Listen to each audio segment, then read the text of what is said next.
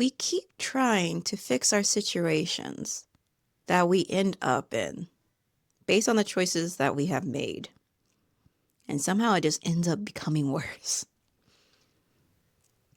And finding out that there is a solution to that isn't a struggle, that isn't applying energy in the wrong place.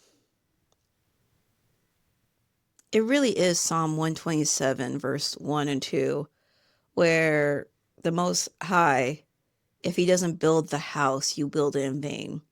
If the Most High isn't watching the city, the watcher watches in vain.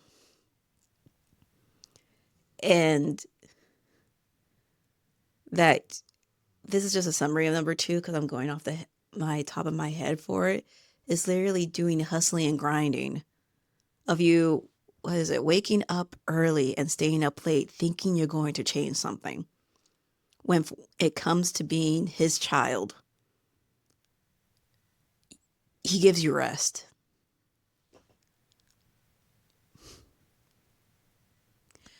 And it took so long to come to the realization that we are required to, of course, plant the seed and then nurture it, take care of it. Apollo waters it. But at the end of the day, the way it grows is through the Most High. And we want to keep control of a situation. We want to be able to make the decisions, to be able to say, hey, this is the way I want to go. And coming from somebody that has that experience of, oh, I want to make sure that I am always in control, that I always have a plan, that I always know where I am going. And seeing how much of a mess I made doing that. I'm becoming hyper independent of not having anyone to depend on, of having to do things within my own power, with my own might, with my own purposes in mind. And when you come to find out that it takes away your energy, it takes away everything, it clips away of you. I now understand why they use the words hustle and grinding. Because hustling means you're always running. And I'm going to keep using it on a hamster wheel. You can run faster on a hamster wheel. You're not getting anywhere. You're just not. But we have this perception that if we run faster, somehow we're going to get to the destination. When you're not even moving in the first place. And that is what it is, trying to do it under your own effort, under your own power. That you're thinking that you can accomplish this on your own. That you don't need to depend on anyone. That you can do it your way. And we have to get to the point where we just throw off that thought, that perception of independence, of having to do all this work and do it in vain. And that's what the Most High is trying to tell us when it comes to Matthew 6, when he says you can't serve two masters.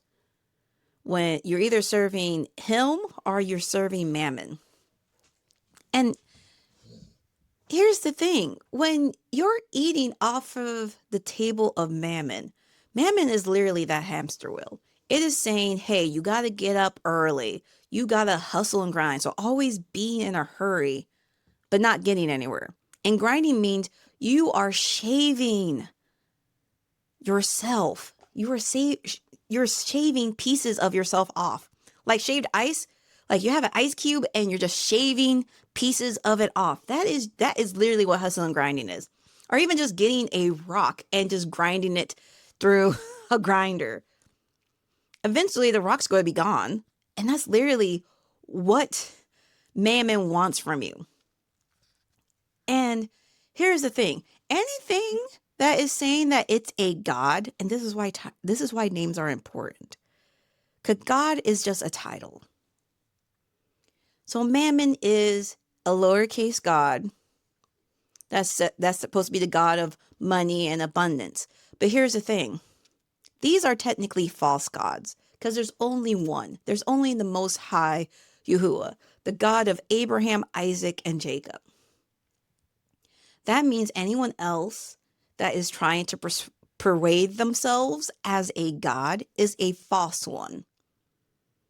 That means mammon is a false god of wealth and abundance and money. So if you're false of that, what does that mean? That means you're the opposite. That means you're not wealth, you're poverty. You're not abundance, you're scarcity. You're not money or resources in this case. It's nothing.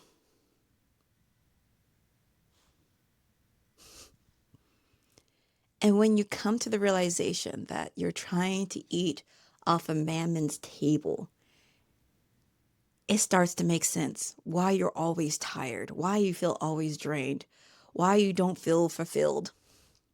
Why does it seem like every time you think you have gotten ahead, you have actually gotten further back? And if somehow you see the finish line and you're thinking, okay, I'm going to make it. I'm almost there.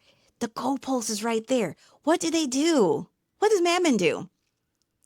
Changes the rules and moves the goalpost. And we have been seeing that exponentially here in the last 20 years.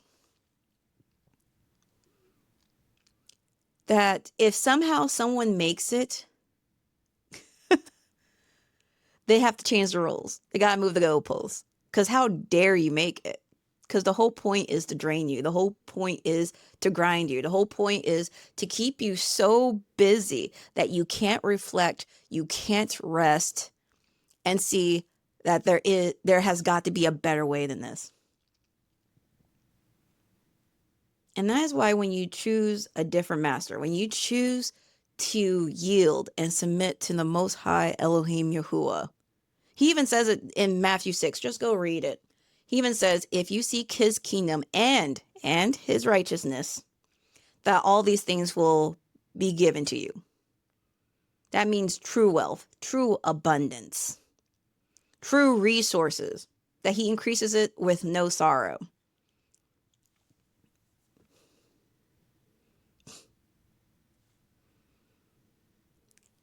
And you don't have to be on that hamster wheel. And when you do succeed, when, not if, because the Most High doesn't deal with ifs, he deals with will, when, shall. Meaning it will come to pass. He is not a man that he should lie. His words do not return back void to him once they go out. They go out to accomplish what he said they will do.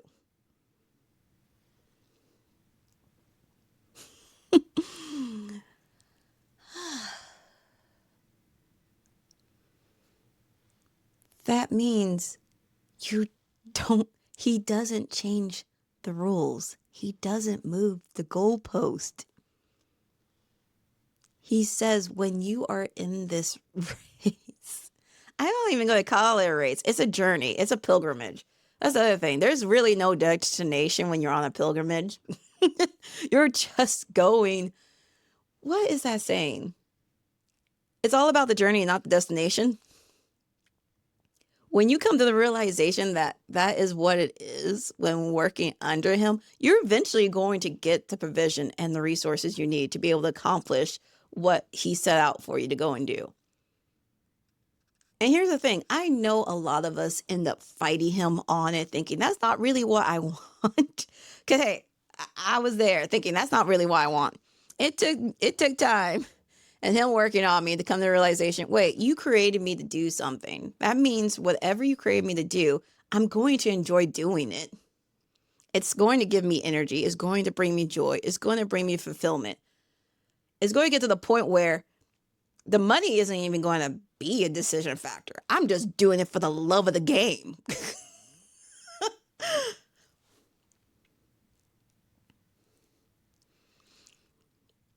because you are working within your gifting. And when you come to the realization, and I'm going to Matthew chapter 25 on this one, when it comes to the parable of the talents, I'm not going to go fully into it. I think it's verse 14 and 15, when he's giving to his 3 servants their talents. And the Most High loves to layer his word. Because here's the thing, when he was leaving the 3 servants there, he gave them talents, and that means he's giving them resources. He's saying, I have given you gifts, which is also part of your provision. I'm giving you talents. That's part of your provision. And you are to use that to gain more provision and keep building on there to work within the assignment that I have given you that will fulfill you.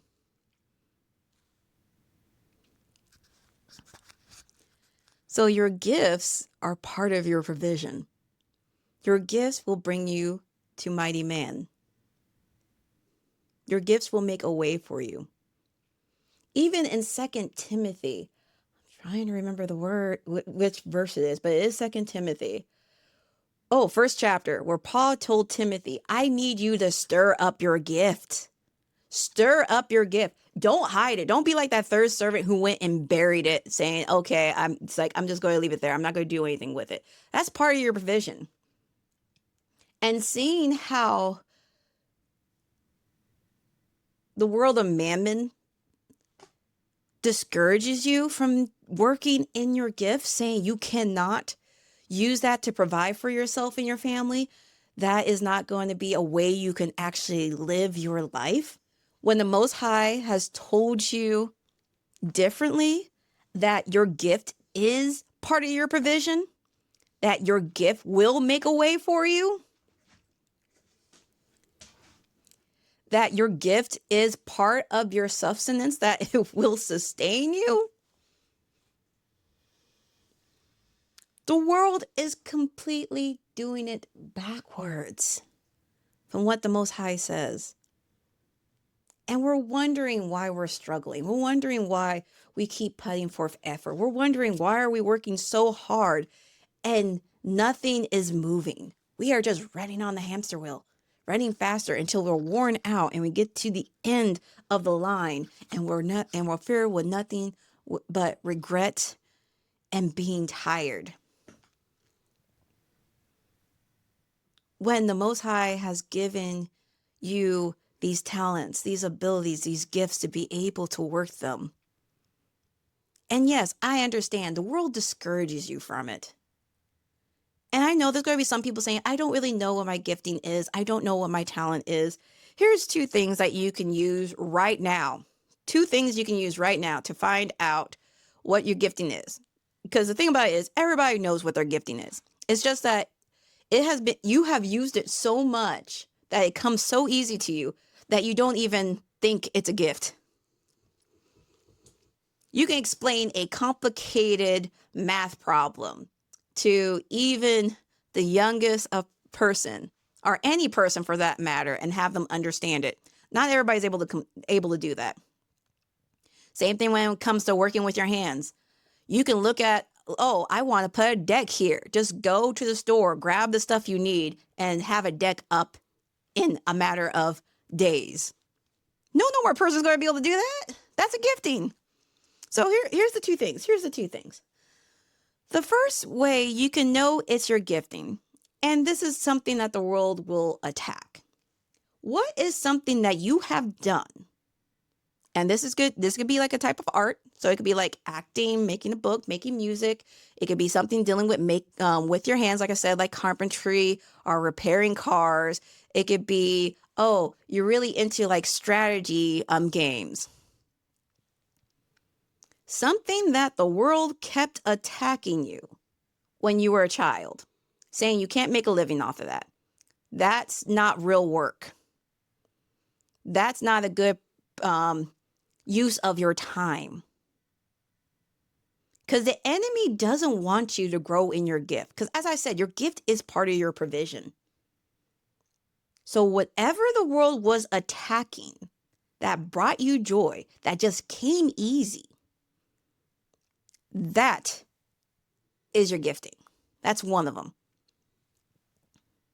The other one, it's a little bit harder. Like I said, something that comes easy to you, that you would think, oh, anyone can do this. No, not everyone could do this. It's something that I liked. What was it? This was on, I saw it on YouTube. It was two people that love motorcycles, and they love doing cross-country international motorcycling, just traveling and using it. And they always give themselves like certain stipulations of like how they're going to do this trip. And I'm forgetting their names, and it was amazing. But they ended up doing an Alaska trip. They said they wanted to go from Alaska and go to like the top to get to the North Pole. And they got to the last day of their trip, and one of their motorcycles started failing. And it's pouring rain, by the way, so they're trying to like keep themselves dry. So they found like an overhang and trying to get the motorcycle fixed. And one of the friends, he's like struggling. He's like, I can't get this fixed. And the other friend's like, give it over to me. And he starts working on it. And he's even saying, okay, I can get this up and running. And something that the other friend said, he said, even on your worst day, like you can have like a bad luck day where nothing is working out for you, you are still better at repairing motors on these motorcycles than even me on my best day.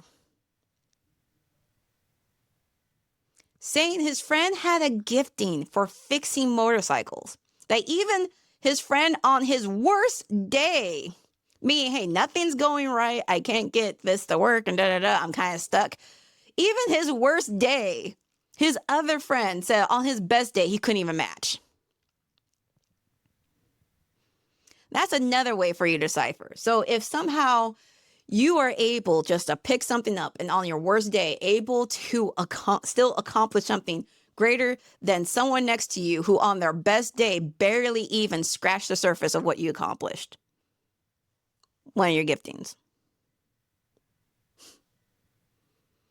And the world is just trying to discourage you from using it. Because the thing about it is that once you start using that gift, you start stirring it up. The world's not going to be able to keep you on that hamster wheel, to keep the wheels turning, to make you waste all your energy, to make you hustle and grind. And it made me come to the realization there's a difference between struggling and persevering. And I know people are going to be like, wait, no, life is supposed to be a struggle. No. Even when you're working under the Most High, it's actually not struggling. Because if you actually look up what the definition of struggling, it's putting forth effort. You're putting forth effort of your own in a situation. Why perseverance is literally being steady, regardless of what's going on. You know what? Here, I'm going to give you definitions because I want all of us to be on the same page here. So I don't want us to get like distracted on this and be like, well, that's not really what struggle means, or this is not what perseverance means. Like, let's get it. So struggle. And this is based off the American Heritage Dictionary of the English Language, 5th edition. Also, we'll go into the Merriam. So struggle. 1. To exert muscular energy as against a material force or mass. 2. To be strenuously engaged with a problem, task, or undertaking. 3. To have difficulty or make a strenuous effort doing something. Literally, struggle is us trying to do it under our own power. We're trying to do it our way. We're trying to accomplish it our way. And that's where the struggle comes from. The struggle comes from us wanting it to do it our way and not the Most High's way. So let's get a definition of perseverance. And this, once I figured this out, it completely changed the whole game. Perseverance. 1.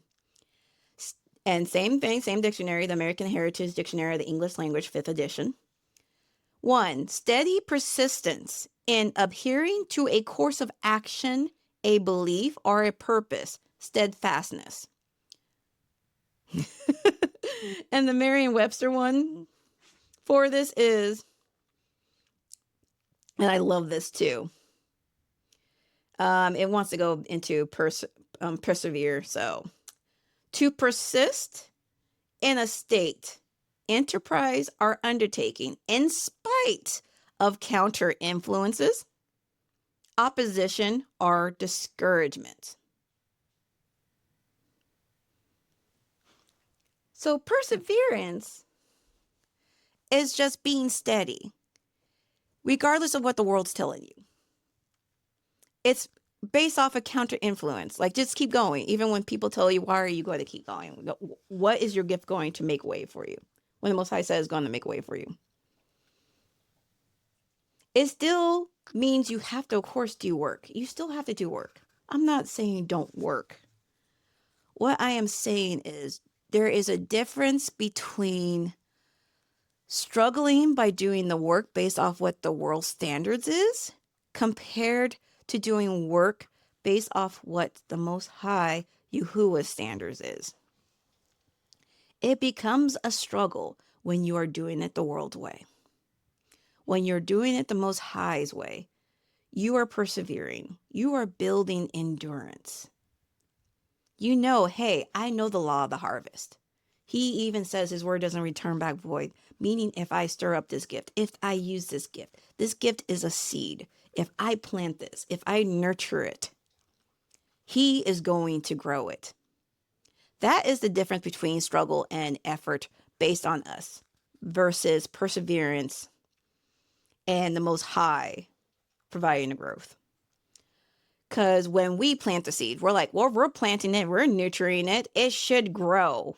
I should be the one that determines that it grows. It needs to grow. That's what's supposed to happen. When the Most High, I think is in 2 Corinthians, was talking about that, yes, you can plant the seed, so doing the work. Apollyon can nurture the seed, so watering it, but he's the one that provides the growth for it. When you come to the understanding, hey, when I'm working under the Most High, when I'm planting these seeds, when I'm nurturing these seeds, it is going to eventually grow in his time. Not on our timeline, because this is the thing. We have gotten so used to everything being instantaneous and wanting it now that we don't know how to be patient anymore. That we do not embrace the current season we are in. That we are always trying to rush through it, get through the drama, get through the distractions, get through the trials and tribulations, instead of just being in there and considering all joy. And I like this saying. I need to find out his name. I get a lot of good sayings and I forget people's names. I need to do better on that. And I liked what he ended up saying. That joy is not the absence of pain. Joy is the Most High being there in the midst of it. He's there with you. Why are you struggling? Why are you trying to do it on your own? It's not by your will, not by your power, not by your strength. It's by his will, his power, his strength. He renews your strength. He renews your mind. That's what perseverance is. He is telling you, yes, I know the forces you are going up against, they'll beat you, hands down. Nothing that you do is going to be able to defeat the enemy. Only when you come under the Most High Yahuwah, the victory is already won. All you have to do is stir up your gift. And he'll provide the provision for it. He'll provide the growth for it. And no, he's not going to move the goalposts. He's not going to change the rules like the world does. He even says that do not grow weary in doing good, for in due time, due season, you will reap a harvest. He is saying you don't got to worry about growing the harvest. You just need to keep working your gift, stirring it up, and the harvest will come. Unlike the world that's like, okay, yeah, keep working, keep running on this hamster wheel. And we're going to dangle this carrot in front of you to make it seem like we're going to give you something. But then when you get to the end of the line, we're going to just take the carrot away and just let you rot. Yeah, that sounds harsh, but it's true. The world don't care about you. The Most High cares about you. Every day you wake up with breath in your body, you come to the realization He loves you. He cares about you. He doesn't want you struggling. He doesn't want you expanding your energy in something that just leads to destruction and just wears you out.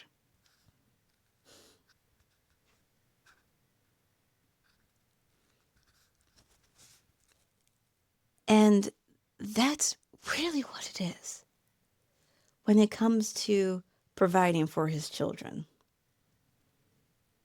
This world will try to tell you otherwise because the world likes to do everything backwards.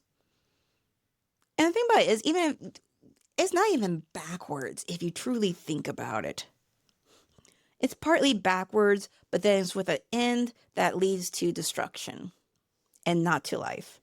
Why, when you're doing it with the Most High's way, it leads towards life and life more abundantly. And when you see that the Most High is always giving you choices, because he gives you liberty, He gives you free will, you have the choice to make. It's up to you to make the choice of whether you want the tree of life or you want the tree of good and evil. Do you want to go the way of the world that leads to destruction and death, or do you choose the path that leads to life and life more abundantly? And that's the thing. Life is filled with all these choices, all these crossholds, all these thresholds of Most High presenting His choice and the enemy presenting their choice, and you choosing which choice you are going to go with.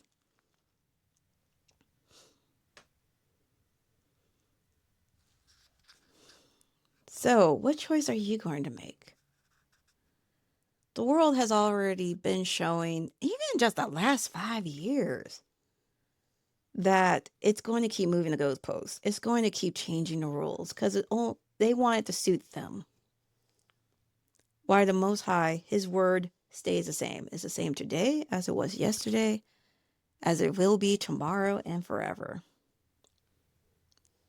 And the enemy can't stand that because they're always changing their word. The Most High doesn't. So I am giving you one of the keys that will progress you through the kingdom of the Most High. I am saying, refine that gift, stir it up, and see how the Most High ends up multiplying it in your hand. Everyone, stay blessed.